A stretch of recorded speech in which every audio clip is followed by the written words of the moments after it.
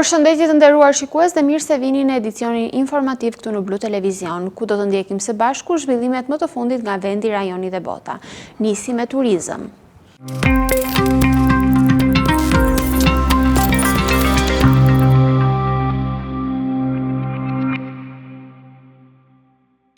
Sazani dhe Karaburuni vijojnë të mbeten ndër destinacionet më të kërkuara nga turistët e huaj gjatë sezonit turistik në Vlorë. Dhjetra turistë nga Polonia, Hungaria dhe vende të tjera kanë zgjedhur këto ditë të pushimeve të tyre në qytetin bregdetar, këtë park detar për ta vizituar. Sazani dhe Karaburuni vijojnë të mbeten ndër destinacionet më të kërkuara nga turistët e huaj gjatë sezonit turistik në Vlorë. Dhjetra turistë nga Polonia, Hungaria dhe vende të tjera zgjedhin këtë destinacion gjatë pushimeve të tyre në qytetin bregdetar. Edhe pse kishin dëgjuar më parë për bukuritë e zonës, turistët e huaj pranojnë se kanë qenë mjaft kurioz dhe kanë zgjedhur këtë tur, posaçërisht për të vizituar ishullin e Sazanit dhe gadishullin e Karaburunit, por edhe për të qiuar plazhet e tyre të veçanta. Shumë prej tyre ndodhen për herë të parë në Vlorë dhe në Shqipëri. Qëndrimi i tyre zgjat mesatarisht nga 7 deri në 8 ditë, ndërsa shprehen të kënaqur me mikpritjen, peizazhet dhe eksperiencën e pushimeve në Vlorë. Sipas tyre, një udhtim me anije drejt Sazanit dhe Karaburunit është një përvojë mbreslënse që i lë të mahnitur nga natyra, historia dhe ujërat e kristalta të kësaj zone. Jam nga Polonia. Vi për herë të parë dhe sot zgjodha edhe këtë tur. Jam mjaft kurioz për të parë natyrën dhe plazhet. Edhe unë jam nga Polonia. Jam me familjen dhe deri tani po më pëlqen shumë, ndërsa sot jemi në një udhëtim të veçantë. Kemi ardhur si familje. Nga Polonia kemi zgjedhur Shqipërinë, për mua është hera e dytë. Kisha dëgjuar për Sazan Karaburunin dhe këtë radhë po e vizitoj. Është një tur që ma kanë rekomanduar dhe ndaj jam këtu. Jam me të fejurën time, kemi ardhur nga Polonia dhe më duhet të them se më pëlqen shumë. Një shëtitje në anije nuk mund të mungonte. Jam shumë kurioz për të parë Sazanin dhe Karaburunin. Edhe unë vi nga Polonia dhe kemi zgjedhur sot këtë tur. Me sa kam dëgjuar është mjaft i kërkuar. Duhet ta shikoj për historinë dhe për plazhet, natyrisht dhe për natyrën. Di të them vetëm që është shumë bukur dhe ky tur është fantastik. Prej disa vite, Sazani dhe Karaburuni mbeten ndër destinacionet më të kërkuara gjatë sezonit turistik, jo vetëm nga turistët e huaj, por dhe nga vizitorët vendas. Për shumë prej tyre, pushimet në Vlorë nuk mund të kuptohen pa një shëtitje me anije dhe një vizitë apo qendrim për plazh në Sazan dhe Karaburun.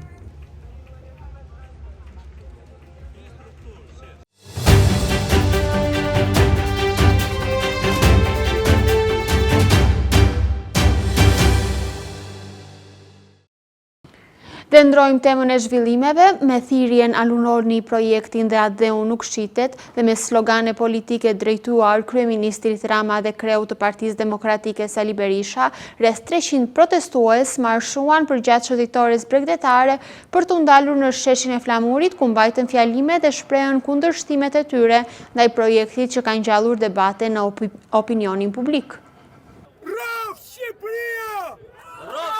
Me thirrjet anuloni projektin, Adeu nuk shitet dhe me slogane politike drejtuar kryeministrit Rama dhe kreut Partisë Demokratike Berisha, qindra qytetar vlonjat zhvilluan një protestë në qytetin bregdetar. Rreth 300 protestues, mes tyre dhjetra të rinj, marshuan përgjatë shëtitores bregdetare për të ndalur më pas në sheshin e Flamurit, ku mbajtën fjalime dhe shprehën kundërshtimin e tyre ndaj projektit që ka ngjallur debate në opinionin publik. Gjatë marshimit, protestuesit mbanin pankarta me mesazhe kundër projektit, duke kërkuar anulimin e tij dhe mbrojtjen e interesit publik. Në tubim nuk munguan as thirrjet politike kundër qeverisë, ndërsa pjesëmarrësit shprehen pakënaqësi për mënyrën se sipas tyre po menaxhohen çështjet që lidhen me zhvillimin e territorit dhe pasuritë publike. Se ke dalë sot protest? Kam dalë sot për të shprehur shqetësimin për zonën e Vlorë-Nartës dhe për të thënë që zëri jon duhet dëgjuar. Jeni kundra projektit? Po, jemi kundra. Do vazhdoni këto protesta? Po, do t'i vazhdojmë dhe në datat që do vijen. Je kundra apo pro këtij projektit? Pro, jam pro këtij projekti dhe të bëhet, sepse vetëm fitim ka, s'ka asgjë. Këto janë kurthet agenturave të huaja. Ato pamjet e dhunës atje? Dhunat ndryrohet. Ç'janë për detit, zaptor. Të detë anë detit të shtetëror duhet jetë e lirë. Edhe do bëhet kështu. Po të ketë zhvillim. po të ketë zhvillim, patjetër të ketë zhvillim, njerë që vjen për të bërë njerë. Se je sot në protest? Jam sot si qytetar i thjesht i këtij vendi, si vlonjak, ku lidhja është shumë e fortë me këtë qytet. Pse jam? Shumë e thjesht. Shqipëria është vënë në tavolinë dhe po ndat me thik. Zero transparencë. Nuk e dim çfarë do bëhet. E dini ju jo? Asiri nuk e di. Jo vetëm ju as ne. E dyta, grabitja e pronave. Ajo pika e vogël është bërë tani kaq e madhe dhe thellë dhe gjyrë sa u shqye nga të gjitha krahët. E treta, është një mesazh shumë i fortë, tërheqja e atij të riu, zvarr. Na bëri të mendojmë dhe të na jap alarmin e fortë që tu s'ka siguri, zero shtet. Gjëja e parë, po s'pati siguri në sy të kamerave, në sy të policisë, në sy të gjithëve. Atëre i bie që të ikim. To janë politika shpopulluese që në heshtje na thonë në rreshta, ikni, lëvizni djema, se do vinë të tjerë këtu. Se keni ardhur sot protest ju? Adheu nuk shitet asnjëherë dhe ne nuk do t'i lëshojmë tokat tona kurrë. Jemi këtu për protest çdo ditë. Sa vjeç je? Unë jam 12 vjeç. Je për ta mbrojtur Adheun? Po.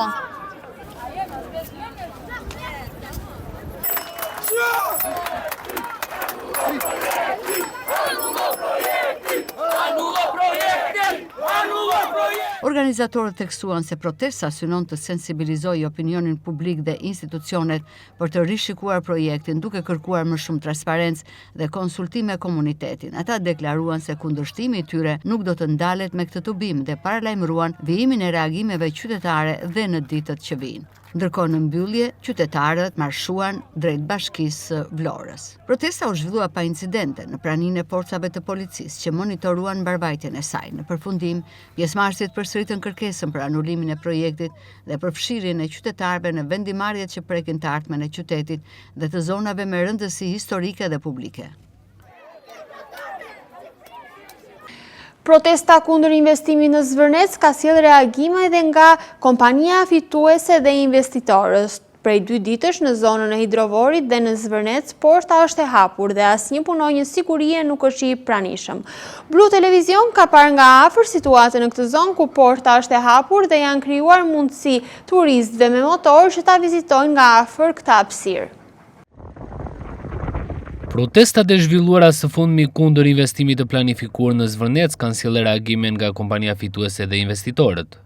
Fillimisht hoqën telat me gjëmba, ndërsa prej 2 ditësh në zonën e Hidrovorit dhe në Zvërnec, aty ku më parë qëndronin roje, porta është hapur dhe asnjë punonjë sigurie nuk është i pranishëm. Blu Televizion ka parë nga afër situatën në zonë ku porta e hapur u ka krijuar mundësi edhe turistëve me motor që ta vizitojnë nga afër këtë hapësirë.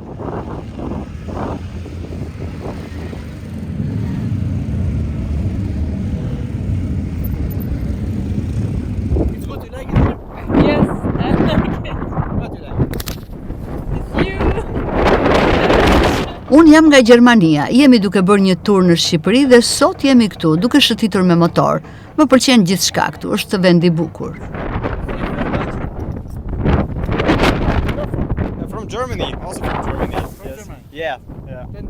Edhe unë jam nga Gjermania gjithashtu. Një tur disa ditor në Shqipëri dhe në Vlorë kemi ardhur sot, po vizitojmë disa vende me një shëtitje me motor. Më pëlqen, po është shumë mirë. Po, më pëlqen me të vërtet. Edhe deti është shumë i bukur.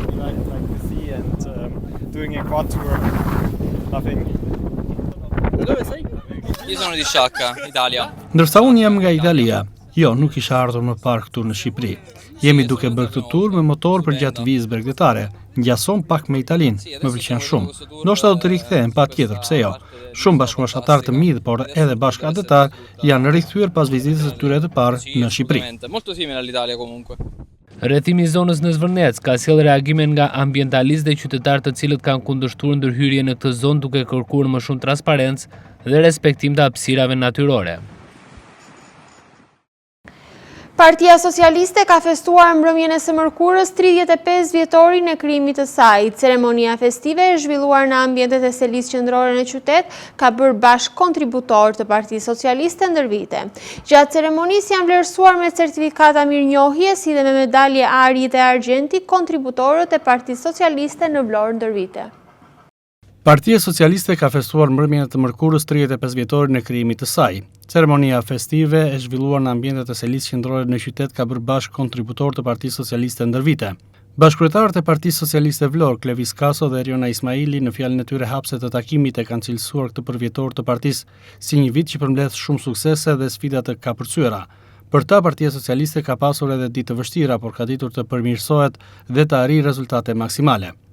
Të kemë përballë jush disa nga figurat më të nderuara të Partisë Socialiste, që ndër vite kanë dhënë kontribut që nuk mund dot të paguhet me asnjë post, nuk mund dot të paguhet me asnjë pozicion, me asnjë përzgjedhje, përveç se me nderin edhe me dashurinë e popullit nëpërmjet votës së tyre.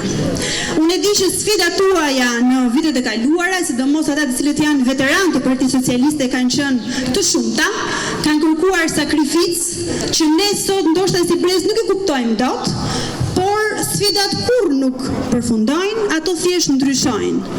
Atëherë kanë qenë disa sfida, sot janë disa sfida të tjera. Por unë jam shumë e bindur që vetmja arsye, vetmja mënyrë për të superuar, për të tejkaluar të gjitha sfidat, është vetëm të qëndruar bashkë. Edhe për të tejkaluar sfidën e ndasisë ndonjëherë për një pakënaqësie në midis njëri tjetrit, sot unë ndjej dhe e shoh që nuk ka ndasi, edhe ndonjë pakënaqësi në midis që është normale shuhet, por mbi të gjitha shumë e rëndësishme të kuptojmë se jemi të gjithë shumë të vegjël përpara dhe përballë historisë së Partisë Socialiste. Është vërtet emocion i madh, është privilegj, është vlerësim, por mbi të gjitha është një përgjegjësi e madhe të jesh bashkëkryetar i Partisë Socialiste në 35 vjetorin në vitin jubileu të partisë tonë. Do ta nis me një mirënjohje shumë të thellë për të gjithë kontributin tuaj. Gjithë secili prej jush ka vendosur një tull në murin e qëndrueshëm që është Partia Socialiste sot. Mirënjohje për të gjithë kontributin tuaj në vite, në të gjitha këto 35 vite ku qëndrueshmëria juaj ka transmetuar te ne, ka transmetuar te brezat ndjenjën e frymën socialiste për një Shqipëri europiane. Gjatë ceremonisë festive janë vlerësuar me certifikata mirënjohje si dhe me medalje ari dhe argjendi kontributorët e Partisë Socialiste Vlorë ndër vite. Ajo ishte fryma e Partisë Socialiste, e familjes tonë të madhe që di vazhdimisht të jetë freskët. Kjo është shtëpia që të jep jetë, të jep gëzim dhe solidaritet.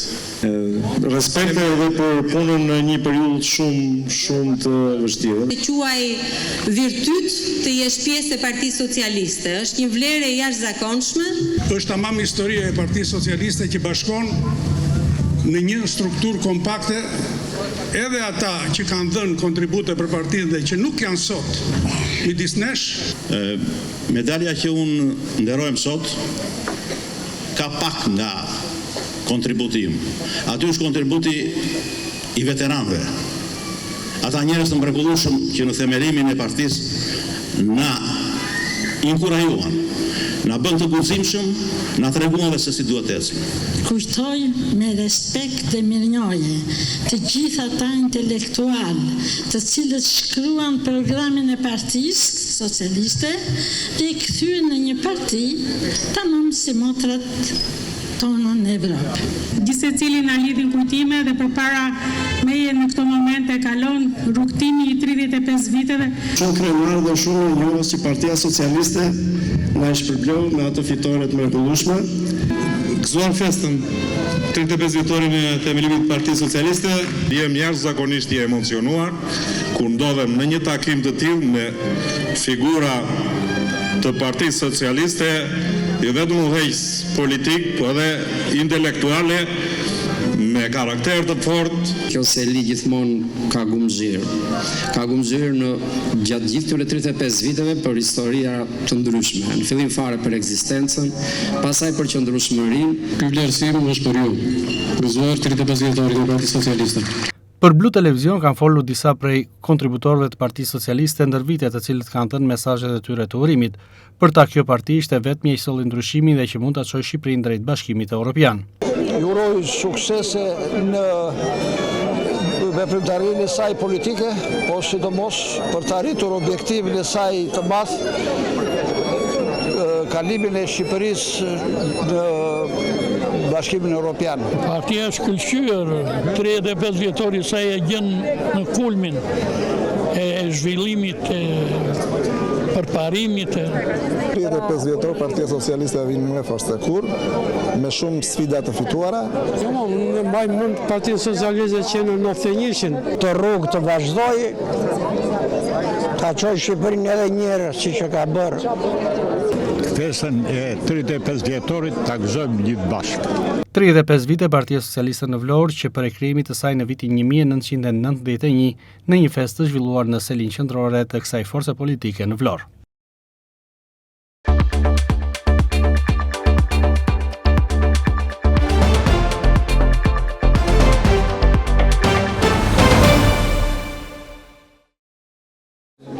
Zoti Kaso, 35 vite Partia Socialiste, një rrugtim i gjatë, i bukur, plus sfida, por edhe sfida të tjera të cilat na presin përpara. Po, patjetër është një kënaqësi, emocion, privilegj, po edhe përgjegjësi shumë e madhe të jesh në vitin jubileut të 35 vjetorit të Partisë Socialiste, bashkëkryetari i saj.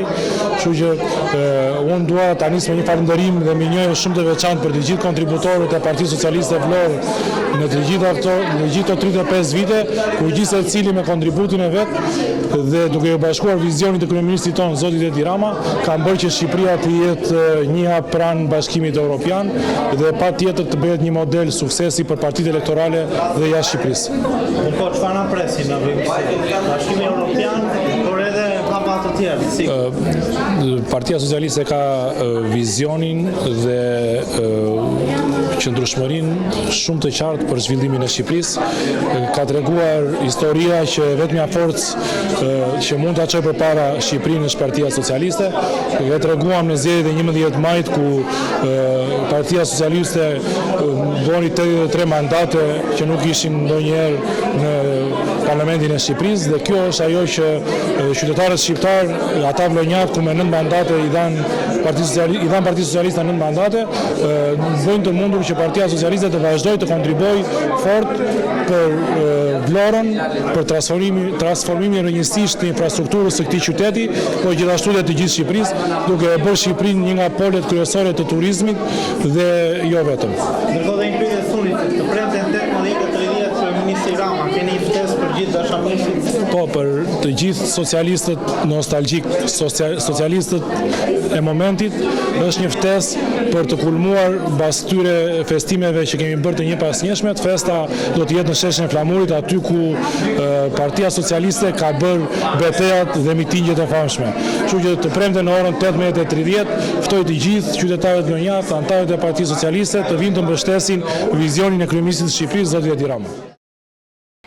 Masat e marra për parandalimin e emergjencave civile dhe rritja e gatishmërisë institucionale në përballimin e çdo situate të papritur gjatë sezonit turistik, prefektja i qarkut të Vlorës Evi Sallushi mbledh në Sarandë drejtues të institucioneve lokale ku kërkoi angazhim maksimal institucional. Prefektja e qarkut të Vlorës Evi Sallushi ka zhvilluar një takim koordinues në qytetin e Sarandës me drejtuesit e institucioneve lokale. Në qendër të takimit, analiza e masave të marra për parandalimin e emergjencave civile dhe rritja e gatishmërisë institucionale për përballimin në çdo situatet papritur. Gatishmëria e strukturave vendore dhe koordinimi në kohë mes institucioneve u cilësuan si kyç për garantimin e sigurisë së qytetarëve dhe menaxhimin e rreziqeve dhe sigurinë e turistëve. Gjatë bashkëbisedimit u vullteksit e monitorimi i zonave kritike dhe artimi planeve konkrete të ndërhyrjes, veçanërisht tani që sezoni turistik rrit ngarkesën në infrastrukturën e Sarandës. Allushi kërkoi angazhim maksimal nga të gjithë drejtuesit e institucioneve për të siguruar një rrjet funksional dhe të shpejtë komunikimi, kryesisht tek parandalimi i emergjencave nga zjarri në Delvin dhe Sarandë. Sa po përfunduam në zyrën e nënprefektit të Sarandës një takim me të gjithë drejtuesit e institucioneve qendrore në nivel lokal për bashkinë Sarandë, Delvin, Finiq dhe Konispol. Në këtë takim kërkuam një angazhim maksimal nga ana e të gjithë drejtorëve në të gjitha fushat që ata mbulojnë për një shërbim sa më të mirë qytetar, një angazhim maksimal nga gjithë secili prej tyre, sepse gjithë së bashku ndodhemi këtu për të shërbyer qytetarëve, por akoma më tepër në këtë kohë të sezonit turistik, ku numri i atyre që ndodhen në Sarandë, por dhe në bashkitë e tjera shumë fishohet. Takimi sot është zhvilluar me të gjithë përfaqësuesit e emergjencave civile, si në nivel qendror ashtu dhe në nivel vendor, ka në fokus të saj pikërisht parandalimin e zjarreve në kohën nga muaji qershor deri në muajin gusht, kur fillon edhe rritet intensiteti i tyre. Duke qenë se viti 2025 ishte një vit në të cilin ne patëm zjarre të shtuara në të gjithë territorin e qarkut të Vlorës, këtë vit të gjitha strukturat jemi të angazhuara maksimalisht për të marrë masat e nevojshme për parandalimin e këtyre zjarreve. Edhe nën prefekti Sarandës Kristaq Kiço foli për masat sensibilizuese dhe garantuese për sezonin veror,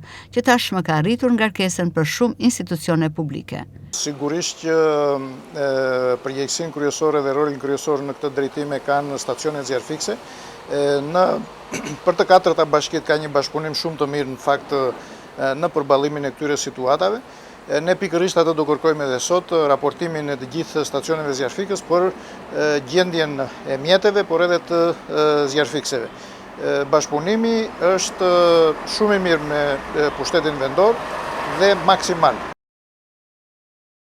Në kuadër të festimeve të 80 vjetorit të Republikës Italiane është zhvilluar në Teatrin Petro Marco në Vlorë një tribut muzikor emocionues si homazh kushtuar këngëtarit e mirënjohur Lucio Dalla.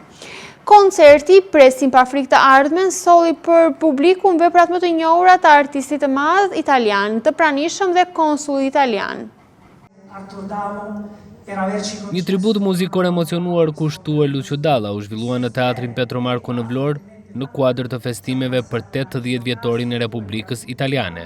Koncerti titulluar Presim pa frikë të ardhmen solli për publikun veprat më të njohura të artistit të madh italian. Aktiviteti u organizuan nga Konsullata e Italisë në Vlorë në bashkëpunim me Teatrin Petro Marco dhe vjen në kuadër të një serie aktivitetesh kulturore të zhvilluara edhe në qytete të tjera të vendit.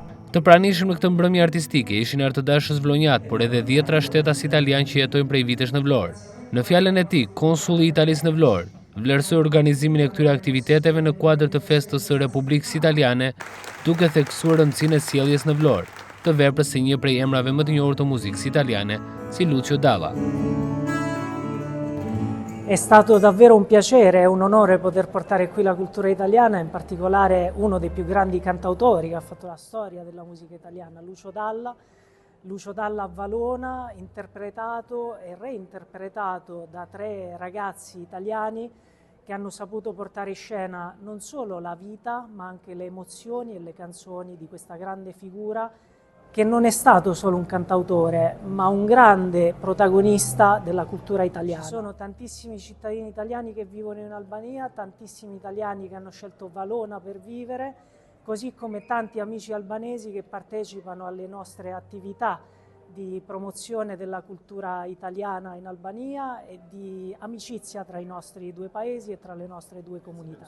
Assolutamente sì, grazie anche al contributo e al supporto delle istituzioni albanesi, in particolare del Ministero del Turismo, della Cultura e dello Sport della Repubblica d'Albania, che sostiene da ormai 5 anni, siamo giunti alla 5ª edizione di questa rassegna, Settimana della Cultura Italiana in Albania, grazie proprio al sostegno del governo centrale che ha voluto fortemente questa iniziativa.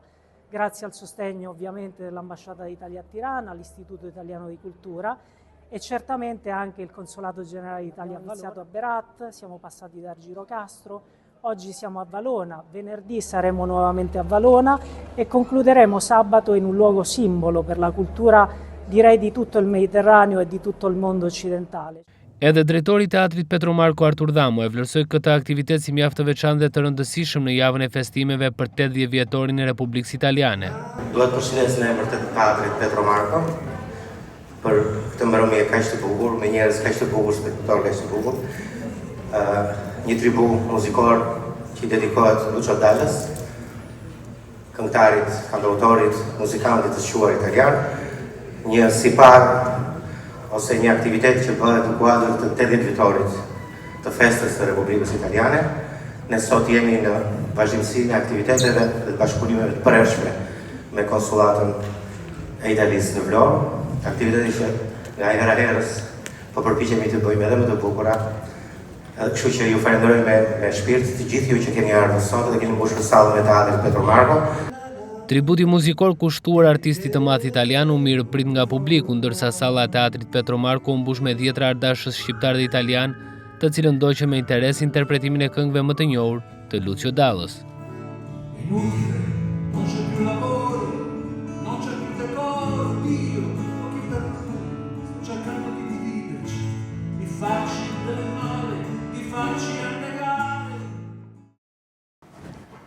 Shqipëria e ka nisur me humbje epokën në drejtimin e trajnerit të ri Ronaldo Maran, duke u mposhtur me rezultatin 1-0 nga Izraeli në stadiumin Air Albania. Shqipëria e ka nisur me humbje epokën në drejtimin e trajnerit të ri Rolando Maran, duke u mposhtur me rezultatin 1-0 nga Izraeli në takimin e luajtur të mërkurë në mbrëmje në stadiumin Air Albania. Në sfidën e zhvilluar në Tiranë, tekniku italian kishte vendosur të besonte repartit ofensiv me Mehmetin, Brojën dhe Hoxhën, ndërsa kuqezinte nisën takimin me iniciativë dhe kontroll të lojës. Rastet më të mira në pjesën e parë edhe pikërisht nga Mehmeti, i cili provoi disa herë të gjente rrugën e rjetës, por pa sukses. Pavarësisht dominimit në momentet të caktuara të ndeshjes, Shqipëria nuk arriti të konkretizonte rastet e krijuara. Nga ana tjetër, Izraeli shfrytëzoi një nga episodet e pakta në sulm. Një aksion i shpejt nga krau i majt, i finalizuar me një diagonale të saktë të Gluh drejt shtyllës së largët, gjeti të papërgatitur mbrojtjen kuqezi dhe solli golin e vetëm të takimit. Pas pësimit të golit, trajneri i ekipit kombëtar të Shqipërisë, Rolando Maran, provoi të ndryshonte rrjedhën e lojës me disa zvendësime, por kombëtarja shqiptare nuk arriti të krijonte rrezikun e nevojshëm për të gjetur golin e barazimit. Edhe pse pati dëshirë dhe përpjekje deri në minutën e fundit, kuqezinjt u shfaqën të pafuqishëm në finalizim dhe nuk mundën të shmangnin humbjen në debutimin e trajnerit të ri. Kështu Shqipëria e nis me disfat aventurën e re pas largimit të ish trajnerit Sulvinjo. Megjithatë, kuqezinjt do të kenë shumë shpejt mundësinë për reagim, pasi pas 3 ditësh do të zbresin sërish në fushën e stadiumit Air Albania, ku do të përballen me Luksemburgun, në ndeshjen e dytë të kësaj faze që vlejnë veç për takime miqësore. Një takim ku stafi teknik dhe tifozët presin një reagim të menjëhershëm dhe një paraqitje më bindëse nga përfaqësuesja kombëtare e Shqipërisë. Të nderuar shikues, kjo ishte dhe gjithçka e përgatitur për edicionin informativ këtu në Blu Televizion. Bashkë mirupafshim.